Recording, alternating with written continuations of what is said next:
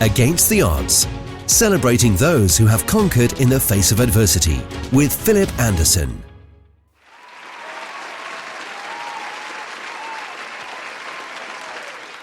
Well, what's with the celebration, I hear you ask, or will be revealed later in the programme? Hello, and a very warm welcome to this two-part chapter in a series of podcasts from Against the Odds, Surviving ME, where all this season we are profiling the life and work of the life coach and author, Dr. Rebecca Williams Dimsdale, who's been living with ME, myalgic encephalomyelitis, for 30 years, after contracting glandular fever at age 17, a devastating condition that has had multisystemic and neurological issues that has impacted her life in more ways than one. Suffice to say, in the early stages of the illness, she was forced to spend 22 hours a day of her life up in her bedroom, unable to move, suggesting procrastination isn't the only thief of time, but illness. Hence why we've titled this two-part chapter, Lost Time. But more on that in part 2. This is Against the Odds with Philip Anderson. But first, let's return back to our question of celebration. And what is it we are meant to be celebrating?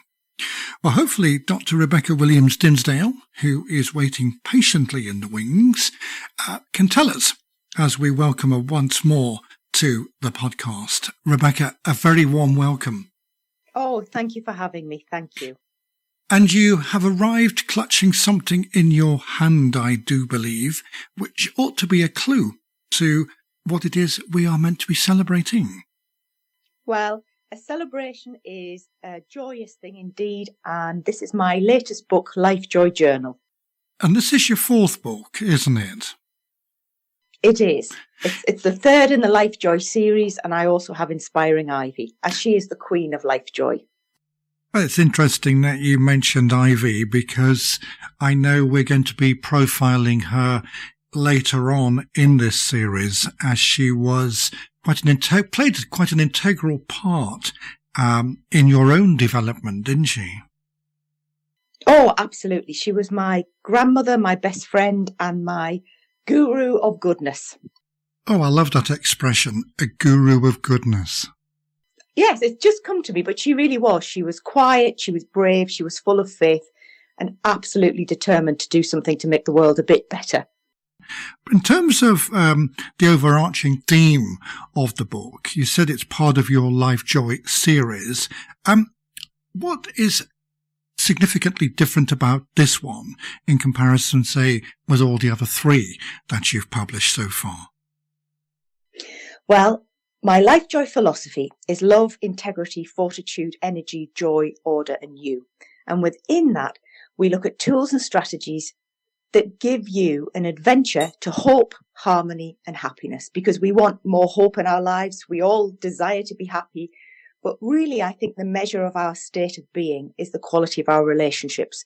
And when we have harmony within those, it makes for joy. And it helps us manage the difficult times as well. So this Life Joy Journal is my most colourful book so far. Beautifully designed. I believe it's a work of art. My graphic designer, Sarah Clark, is immensely talented. And it's also interactive, so there's space for you to write and engage with the questions. But there's also a lot of really high quality advice and content to help you think well, choose well, and live well. Well, it sounds like it's going to be an invaluable resource for your readers. And talking of which, in order for you to be able to pen a book of this caliber, you must first of all understand your audience very well, and it sounds like you do. Well, I love my readers and I love my clients. I feel very fortunate to have them in my life, and I try and offer something back of loving purpose to help them. And really, I've had a very stretched soul. My experiences in life have been very rare and very extreme. And when you learn those hard lessons from the hinterlands of experience in many respects, you can come back to the centre and to the wealth of normal, lovely, ordinary days with great wisdom about courage and fortitude and hope and dignity and endurance. And when you can help people with those things, it really enriches their lives. at such a deep level. So I'm always living to help myself. Help me to help myself. That's my great prayer. And in many respects, my readers are people who are the givers in this world, the people who are looking to grow, the people who are helping at the food bank, donating. They're trying to help. They're trying to look after their family, their friends, their communities. And I'm quietly a bit of backup to help them keep going. Indeed, and I can honestly say that I'm living testimony of that because of the support that you've provided me. It's been truly invaluable. Well, thank you. It's been a privilege to be with you, but also people who have, long-term difficulties, to be able to keep going through them and in many respects transcend them are heroic. And people, especially with chronic conditions and ongoing disabilities, different abilities, better abilities, as we really ought to say, need some awareness raising of their great mission in life, because it's very easy to be happy and joyous when your life is smooth and you have a good income, you have good health, you have good people, you have holidays and hobbies and all the lovely things of normal life. But as soon as your life is restricted with difficulty or disability or illness or injustice, you need a toolkit to cope, to be able to be still you and not embittered. And the outcome of seeing that difficulty always has lessons in, and if we're brave enough, there are blessings too. And if we're really brave, we can work not to be diminished by them, but be enlarged. Well, that's truly amazing. And as you were saying, it's an immense toolkit that's going to be a huge resource in helping your readers on their journey. Thank you. I would hope so. And because I have listened to acres and acres of self-help and wisdom and gurus, I've done everything I possibly could to be well in mind and body. But what I found the people were most useful to me in great crisis and enduring crisis were the people who'd actually suffered. It's really easy for people who are fit and strong to stand on the stage and say, yes, yes, come on, everybody be positive. It's fine. You can do anything you want. Well, really, that's fine if you're fit and strong and life is easy. If you're hard up, you're unwell, you've got no help, how do you find the reserves within yourself? So you need somebody who has understood struggle and suffering at a very profound level. And when you can offer that, you offer inspiration, but really what you offer is reassurance that you can cope, you did cope, and you will cope. Oh, absolutely. And in looking at your own experience, what do you reckon you've learned from living with ME? What do you think are some of the powerful lessons it's taught you? Well, that's a very insightful question. I've been searching for the lessons because sometimes I really think if I get the lesson, it'll go away, or I'll learn, or I'll be better, or be able to manage this. And I'm seeking lessons in life every day. But the real basic level conclusion is that health and unity, for me, are the most important things in life. And everything else flows from them. And I would wish everything I touch to have a loving purpose. But most importantly, that I cherish that which I have so that A, I don't get worse, B, I can stay as stable as I possibly can. And if I can find a 3 or a 5% improvement, then I rejoice. But that I've been through this hard process and I've had huge amounts of parental suffering and illness too. And I'm also patron of a mental health charity. So I've been stretched physically and mentally, spiritually and emotionally. So when you have that depth of knowledge, that you have a lot of qualifications, which have been hard won, a lot of experience, and I hope a lot of empathy, that's a powerful toolkit to offer people. But I wonder if the most useful thing, apart from my own health, is that I've worked for a decade as a Christian celebrant, and I specialised in loving funeral services. And I was very unwell doing a lot of those, and not many people knew how unwell I was, but by the grace of God, I managed. But as soon as you see people who are very broken and still keep trying, it makes you realise that after that, you will never complain about things again, but you will try to right injustice and difficulties. So the great lessons from a ton of illness, 1,000 funerals, and a lot of qualifications and listening and learning is that people love each other very much. They can be immensely brave and heroic, but they can also be resourceful and gleeful and joyful in adversity. And that's a powerhouse of goodness for us. And joy, as we were learning in the previous episode, isn't just about happy emotions, but about courage, as you were saying earlier. Yes, I think courage is the foundation for it. I don't think you can live a life fruitfully and fully without courage. And courage isn't about climbing mountains or running marathons. I mean, those things are wonderful, but courage is doing things that are terrifying and look after you and look after somebody else, and that you balance the risk with judgment and wisdom, but that also somewhere you're trying to contribute, you're trying to care, you're trying to give, and you're trying to make something a bit less bad. And with that in mind then, would I be right in thinking that all these creative endeavours, all these books you've produced, have also worked wonders for your own physical as well as your mental health? Oh, absolutely. It's lovely to have something to do and then that is helpful to other people. And every time somebody says to me, I read that page and I was better for it, or I helped move this situation forward, or I worried less about something, or I did something, is it almost kicks some of that grief down the road a bit. It knocks down some of that sorrow and sadness.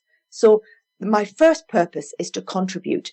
But the second purpose of that is it gives me great joy to see people say, when's the book? When's the book? When's the next one? Or can I come and have a one-to-one and a counselling and coaching session? So the books in some ways are there for, repeated reference. And I hope there's layers of help within them. But they lead to greater things, and that gives me great joy because I feel like there's something useful coming from them. Indeed. And in terms of your own physical and mental health, looking back over the past 7 days, obviously your book launch has been much cause for celebration and has obviously probably raised your spirits somewhat. But reflecting on the past 7 days at your own physical and mental well-being, as someone living with ME, how would you describe this period? And is it pretty indicative of how things are generally now, or is this an exception rather than the norm? Well, I am fortunate. I have a big capacity for excitement and joy and enthusiasm. I've been stretched at the other ends of emotions too immensely, and I do know what enduring sorrow and enduring restriction and enduring pain is like. So because I know that, I'm thrilled with the tiny treasures of normal life. I have good reserves of delight in being able to go into the shower, get myself dressed, look after my dog, be with my husband, visit my dad, see my pals, sew something, the small things that I can manage to do, water a plant. Because when you can't function, those things seem gargantuanly difficult. But when you can just do a bit of normal living, it gives me great joy. So in terms of the last couple of weeks, I must acknowledge that a lot of people with ME don't improve. A lot of them get worse. And the poor people who are housebound, bedbound and severely tortured by this would do anything to be as well as I am. So that's the first thing, especially the children who are so unwell and the people with long COVID, because it's very similar to ME.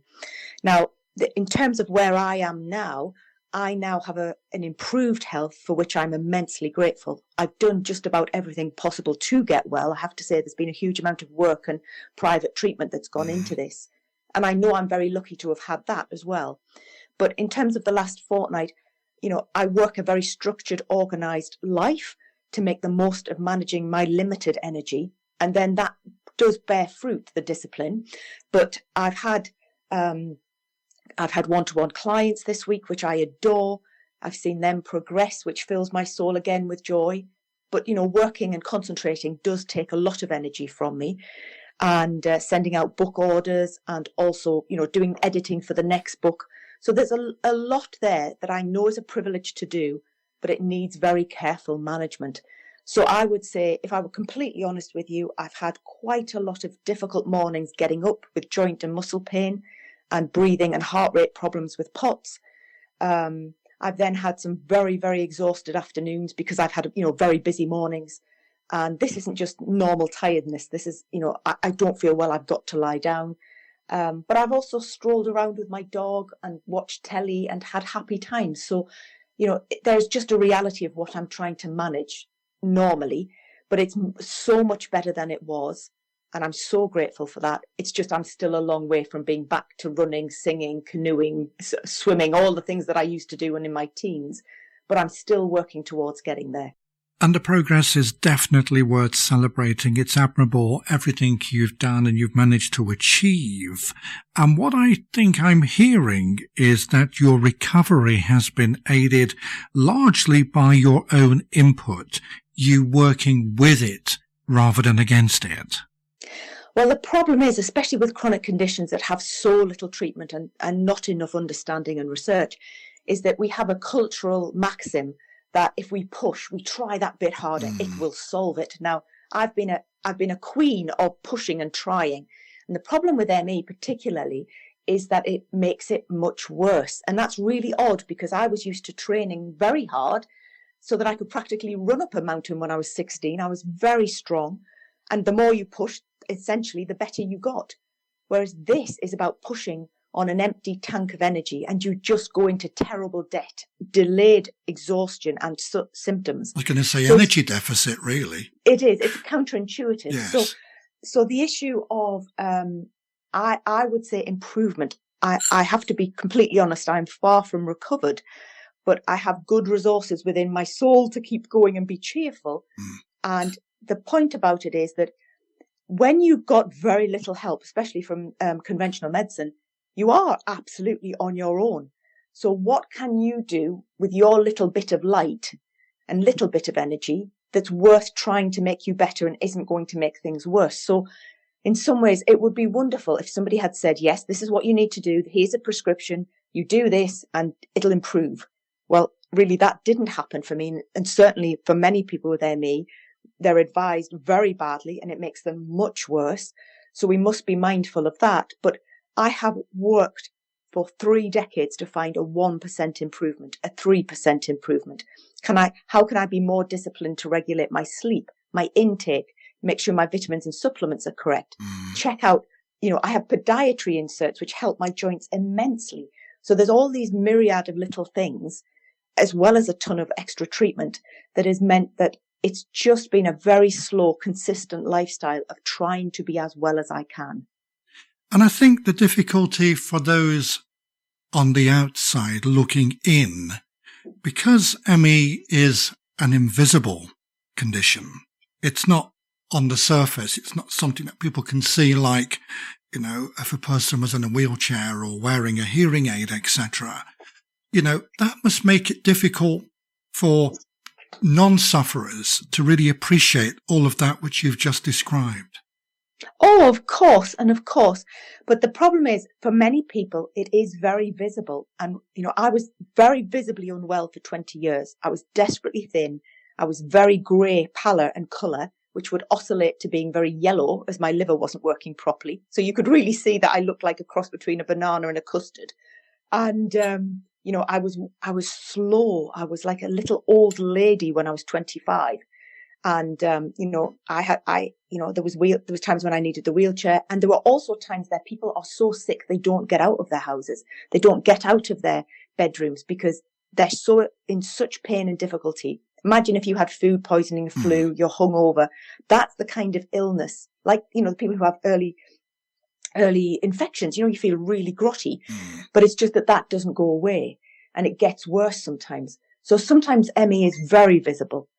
The first point. But secondly, I rejoice that you don't know there's anything wrong with me, because I want to be in the well world so much, and the normality of getting up and doing things and being able to function. So but what is the cost of the conflict there then? There is. Yeah. And I think that the other reality of that is that if people have empathy and they're willing to be educated, they will listen kindly and try and help. So, for example, in my last of my student days, I went out twice in the whole of my undergraduate career, which is not much for people, young people who like to party.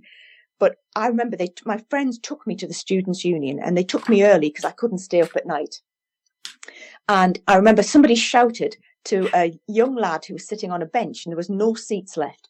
And she shouted, "Get up, Beck's got ME, she can't stand up." And this lovely boy got up, gave me his seat, and I managed to stay for about an hour. Oh. So I have a myriad of moments of great kindness and care. And really, that's all we need. We need listening. And then we just need you to understand and to not deny and to not denigrate. And here's the real crux of the matter. If this could happen to you, and as soon as it's happened to you or somebody you know and love, you have a complete depth of education of how difficult this is. Oh, absolutely. And just going back to your book, you were saying it's a big toolkit for helping people to manage their own resilience and find their own joy, as you yourself have done. How is the new book going at the moment? Oh, thank you. Well, the interesting thing is that somebody often rings me. I had one client who was my earliest shopper, and she always says, I read it for Christmas. So I always have a book launch for the last 3 years on Advent Sunday, which is usually the end of November or December. And people buy them for Christmas presents for themselves. But I didn't understand there's a thing called a Christmas read, that people save a book for Christmas. And I thought this was wonderful. So I've got about a dozen people who just read it over Christmas. And then often on Boxing Day, I'll get a flood of messages that say, thankfully that they've loved it, or I like this page particularly, or this was wise. But the best message ever was, when's the next one? And this was on Boxing Day at 2 o'clock in the afternoon. They'd done a full stint of it. But for this year, which is a new thing I'm going to do, is that in the first week of January, I'm going to do a journal along-a-thon, so that we're going to fill in certain pages and go over certain sections together online in my Facebook group. And there'll be a section every day, so you don't have to have even bought the book to have some help from this. And I'll do a Facebook video in the morning. We'll do our session together in our pages, and then at night time we'll do a Facebook Live with questions. So it's a collaborative event. So I can't wait for that. So if you want to join my Facebook group, it's Life Joy Learning with Dr. Rebecca, and I think you will make beautiful friends in there because it's a wonderful community. Absolutely. And we'll put all the details up on the againsttheoddspodcast.com website page for others who would like to join, who are listening to the podcast via that medium. But in terms of the book itself, where can people obtain a copy? Well, at the moment, it's purely on my website. It will go out to stockists soon, but the website has its first hit of it, which is drrebecca.org.uk. And my website, I hope, is a place of sanctuary and joy, and there's a lot of content on there. So if you are struggling, listen to the videos, listen to the YouTubes, download the free Life Joy Sunflower Life Audit. That will help. There's a free weekly newsletter that goes out on email, and there is a YouTube channel and a lot of blogs. And if you absorb all of that on a difficult day, I'm sure it will help you. Oh, Rebecca, that's absolutely fabulous. Thank you very much indeed, and good luck with the new book. It sounds an absolute invaluable toolkit for all who may be suffering at this time, whatever their condition. Thank you for having me. It's been joyous, my friend. And you'll find all the details of this and all the other resources Becky has just been discussing on her website. And that's at drrebecca.org.uk. That's doctor spelled DR, where you can also sign up for her newsletter and join her latest Facebook group she was talking about moments ago.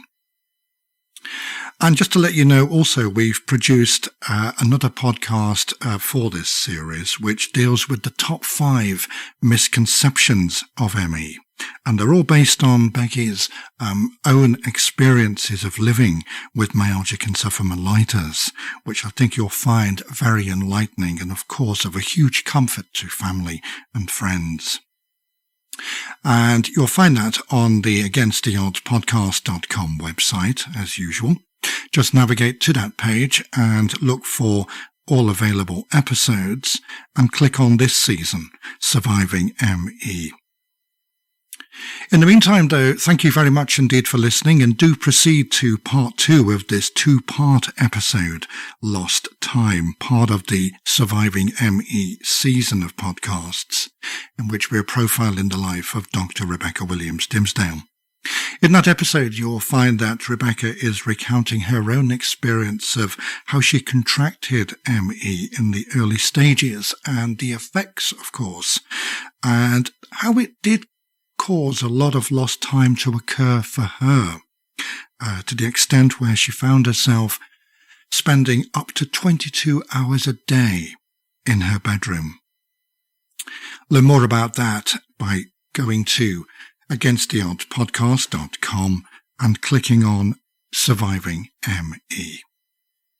In the meantime, though, thank you very much indeed for listening and for all your messages. Hopefully we'll be back on track in the new year. As my new studio is underway. I've not mentioned that at the moment, but I'm in the process of converting a spare room here into both a joint study and recording studio. And all's going according to plan. There was a little bit of illness, and that was the reason why there's been delays in bringing you these latest episodes. But all's going well, and I hope the same can be said of you all too. Thank you very much for all your ongoing support and for all your kind words of encouragement too. Whatever you're doing, do stay safe. Do take care. Bye-bye for now. Thank you for listening to this edition of Against the Odds, the bi-monthly motivational podcast celebrating the lives of those who have conquered in the face of adversity, produced and presented by Philip Francis Anderson. Whether you have a story of your own to share or you would like to be involved with the podcast in some other way, email info@againsttheoddspodcast.com or visit www.againsttheoddspodcast.com for more information and to submit a guest request ticket. This podcast is the property of Philip Francis Anderson. All rights reserved. Any redistribution or reproduction of part or all of the contents in any form is prohibited other than the following. We welcome you to download and play the podcast and share with others for personal use. Please acknowledge Against the Odds Motivational Podcast as the source of the material. You may not, except with our expressed written permission, distribute or commercially exploit the content.